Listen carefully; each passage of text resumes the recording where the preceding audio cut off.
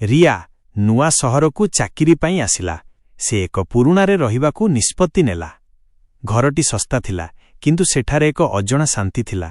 ଘର ଭିତରକୁ ପଶିବା ସମୟରେ ସେ ଏକ ଅଜଣା ଥଣ୍ଡା ପବନ ଅନୁଭବ କଲା। ଟିକେ ରହି ଦେବାଳରେ ଲାଗିଥିଲା ଏକ ବଡ଼ ପୁରୁଣା ଆଇନା। ଆଇନାଟି ଅତ୍ୟନ୍ତ ପୁରୁଣା ଓ ଭୟଙ୍କର ଲାଗୁଥିଲା। ମାଲିକ ଚେତାବନୀ ଦେଇ କହିଲେ, ଏହାକୁ କେବେ ହଟାଣି। ରିୟା ଏହାକୁ ମଜାକ ଭାବି ହସିଦେଲା। ପ୍ରଥମ ଦିନ ସବୁ ସାଧାରଣ ଥିଲା। ରାତି ହେଲା, ସେ ଶୋଇପଡ଼ିଲା। କିନ୍ତୁ ମଧ୍ୟରାତ୍ରିରେ ସେ ହଠାତ୍ ଜାଗି ଉଠିଲା। ସେ ଆଇନା ଦିଗକୁ ଦେଖିଲା। ଆଇନାରେ କିଛି ଅଜଣା ଲାଗୁଥିଲା। ସେ ଦେଖିଲା ତାଙ୍କ ପଛରେ କେହି ଜଣେ ଦୌଡ଼ିଛି। ସେ ତୁରନ୍ତ ଘୂରି ଦେଖିଲା, କିନ୍ତୁ କେହି ନଥିଲେ। ସେ ଭୟକୁ ଅନଦେଖା କରି ପୁଣି ଶୋଇପଡ଼ିଲା। ପରଦିନ ସକାଳେ ସବୁ ଠିକ୍ ଲାଗୁଥିଲା, କିନ୍ତୁ ତୃତୀୟ ଦିନ ଅଜଣା ଘଟଣା ଆରମ୍ଭ ହେଲା। ଆଇନାରେ ତାଙ୍କ ପ୍ରତିବିମ୍ବ ଡେରିରେ ହଲୁଥିଲା। ରିୟା ଭୟଭୀତ ହେଲା। ସେ ଆଇନାକୁ ଢାକିଦେଲା। ରାତି ହେବା ସହିତ ଘର ଭୟଙ୍କର ଶାନ୍ତ ହେଲା।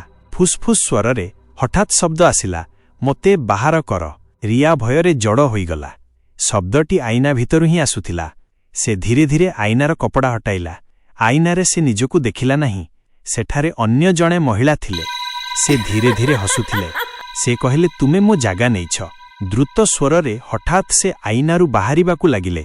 ରିୟା ଚିତ୍କାର କଲା ଓ ପଛକୁ ହଟିଗଲା। କିନ୍ତୁ ଦରଜା ଆପେ ଆପେ ବନ୍ଦ ହୋଇଗଲା। ଆଇନାର ମହିଳା ଆସି ତାଙ୍କ ହାତ ଧରିଲେ। ଏକ ଝଟକାରେ ରିୟା ଆଇନା ଭିତରକୁ ଟାଣି ହୋଇଗଲା। ନିଶବ୍ଦ। ଶେଷରେ ଧୀର ସ୍ୱରରେ ଘର ଶାନ୍ତ ହୋଇଗଲା।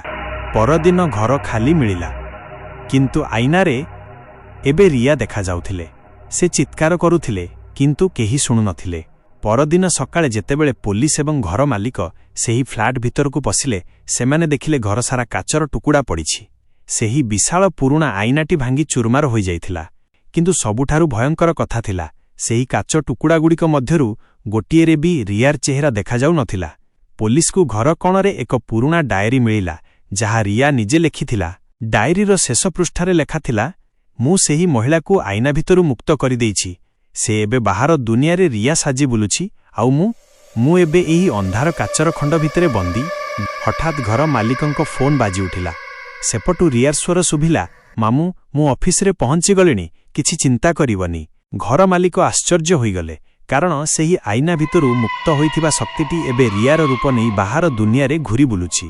କେବଳ ସେହି ମାଲିକ ଜାଣିଥିଲେ ଯେ ଆଇନା ଭିତରେ ଥିବା ପ୍ରକୃତ ରିୟା ଏବେ ମୁକ୍ତି ପାଇଁ ଚିତ୍କାର କରୁଛି, କିନ୍ତୁ କେହି ତା ସ୍ୱର ଶୁଣିପାରୁ ନାହାନ୍ତି।